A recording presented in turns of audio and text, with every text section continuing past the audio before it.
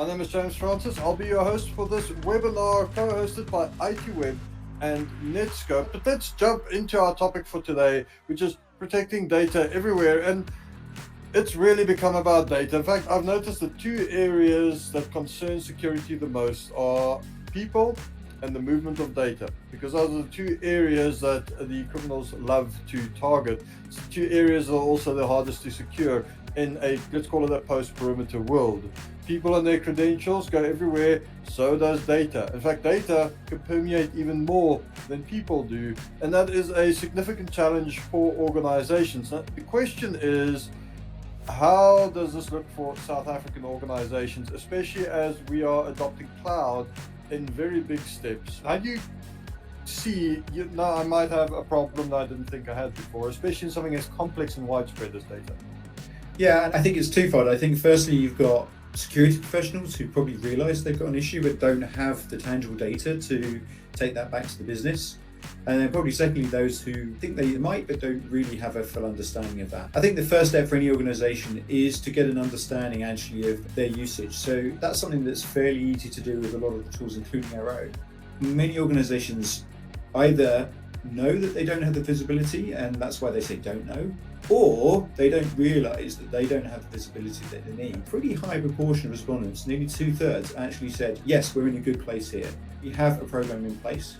And I think, of course, if we're looking about data protection and strategy, it has to be this mix between technology and training.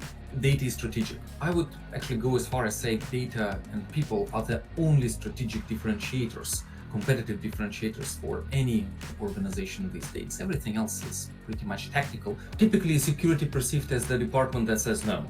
And they like to say no without providing any justification. And this also goes to how security controls are typically enforced. So you just think of it like an access list. So it's a file that's not supposed to be transferred, we just block the transfer. So from user perspective, I cannot upload a presentation to a webinar that I'm supposed to attend in half an hour. So something is wrong with my network and find ways around it.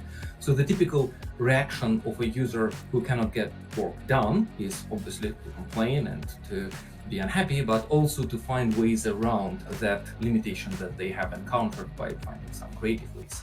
Now, if user, instead of just being blocked, they would be getting notified why or provide justification. So if violation is not that severe, if it's a formal violation of the policy, but it's not associated with, let's say, crown jewels or with really highly sensitive data, then maybe it's okay to let user do the right thing, but they would have to provide justification. They would have to type in, yeah, I really need to upload the presentation to this dodgy file sharing non-approved website because we actually need that. And that would be reviewed then by the security team, and maybe policy would need to be adjusted to take into account those use cases. But data is also becoming, I suppose, the lifeblood. We call it the new oil. I think we should call it the new electricity. It just includes everything. We follow that paradigm. You can see how it connects everything. That being said, my name is James Francis. I was your host for today. Please have a great Wednesday further. I hope to see you at the next webinar. If not, we will enjoy the rest of your week and we will see you soon. Thank you and goodbye.